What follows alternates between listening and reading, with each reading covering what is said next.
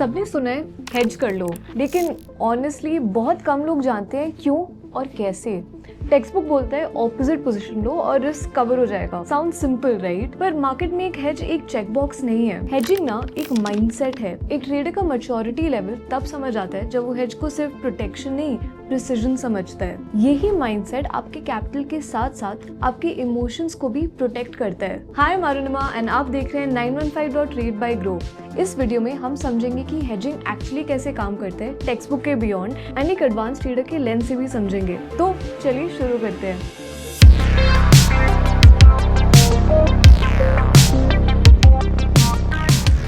Text book बोलता है अगर आप लॉन्ग हो तो दूर का शॉर्ट कर लो, अगर आप शॉर्ट हो तो दूर का बाय कर लो, बस रिस्क खत्म। पर असल में ट्रेडिंग में हेज रिस्क को खत्म नहीं करता, वो रिस्क को शेप करता है। एग्जाम्पल से समझते हैं। आपने एक नेकेड कॉल सेल किया, मार्जिन है 1 to 1.5 लाख रुपीस ब्लॉक। अब एक फार ओटीएम कॉल बाय करते हैं, इससे लॉस लिमिटेड हो गया और मार्जिन गिरकर 50 to 60,000 रुपीस रह गया।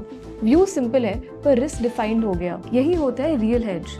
ये रिस्क रिडक्शन नहीं, ये रिस्क इंजीनियरिंग है। प्रो ट्रेडर ये नहीं कहता कि कितना सेफ हो गया, वो पूछता है मेरा रेजिडुअल रिस्क क्या बचा है। अब समझते हैं मार्जिन इम्पैक्ट। एक हेज का सबसे बड़ा बेनिफिट क्या है? Capital efficiency.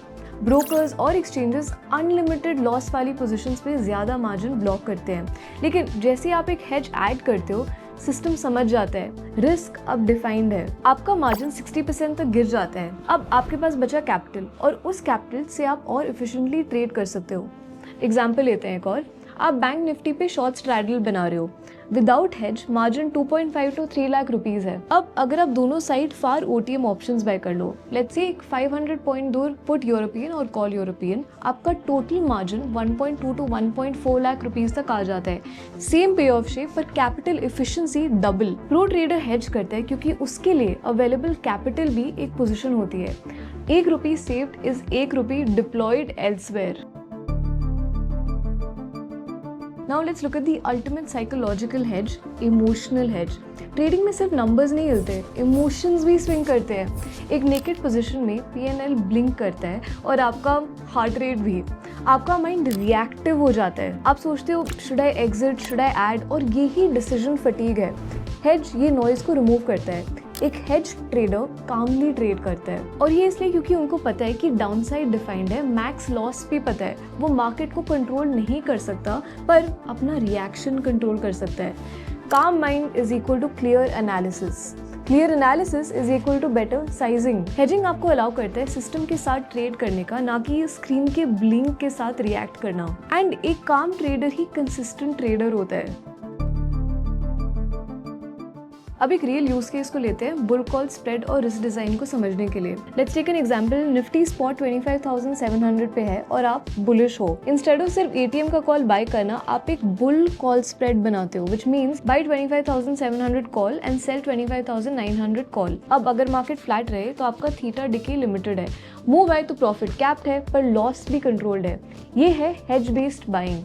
Same view, smarter risk design. आपका पे ऑफ स्मूदर है, आपका एक्सपोजर भी मैनेजेबल है। यही डिफरेंस होता है between speculation and risk management. Pro trader के लिए हेज एक इंश्योरेंस नहीं, एक डिजाइन एलिमेंट है। अब यहाँ से बात और इंटरेस्टिंग होती है। स्टैटिक हेज तो बेसिक है, पर एडवांस ट्रेडर्स यूज करते हैं डायनामिक हेजिंग। सपोज आपने निफ्टी फ्यूचर्स लॉन्ग किया है, एक 100 पॉइंट मूव पे आपका डेल्टा 1 है, लेकिन मार्केट गिर गया तो डेल्टा कोलैप्स करता है। आप उस डेल्टा को कंटिन्यूअसली रीबैलेंस करते हो, या तो ऑप्शंस के साथ या फिर इनवर्स फ्यूचर्स के थ्रू। इसको ही कहते हैं डेल्टा हेजिंग। यहाँ पर hedge evolves with market movement, लेकिन please remember dynamic hedging over trade करने वाले लोगों को डिस्ट्रॉय भी कर सकता है, क्योंकि हर हेज का कॉस्ट होता है commission, slippage and mental bandwidth. Pro traders know when not to hedge is as important as when to hedge.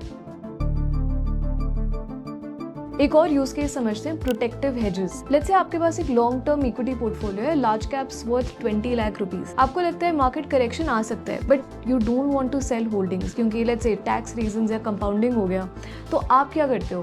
Protective put hedge डालते हो। व्हाट यू डू इज कि निफ्टी के इक्विवेलेंट नोशनल के puts bye कर लेते हो। Let's say 25,500 put options. अगर market crash करता है, पुट का प्रीमियम स्पाइक करेगा, पोर्टफोलियो का लॉस ऑफसेट करेगा। हाँ, प्रीमियम एक कॉस्ट है, बट वो कॉस्ट एक इंश्योरेंस प्रीमियम जैसी होती है। It's not wasted, it's like आप पीस को परचेज कर रहे हो और जब वॉलेटिलिटी गिरती है आप हेज अनवाइंड भी कर सकते हो। इससे क्या होता है, आपका पोर्टफोलियो स्टेडी रहता है एंड कंपाउंडिंग भी अनइंटरप्टेड होती है।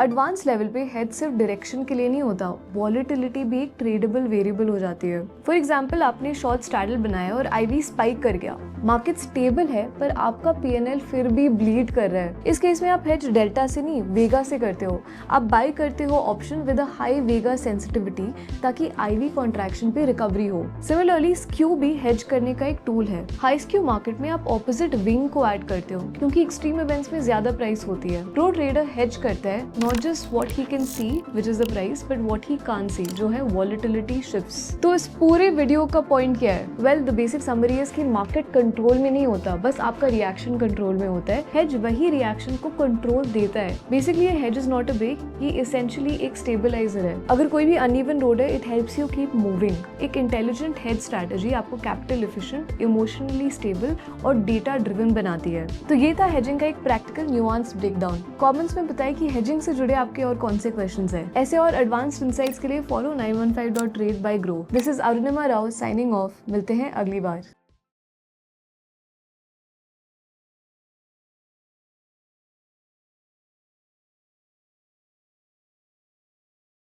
Investment in securities market are subject to market risks. Read all the related documents carefully before investing. Please read the risk disclosure documents carefully before investing in equity shares, derivatives, mutual fund, and or other instruments traded on the stock exchanges.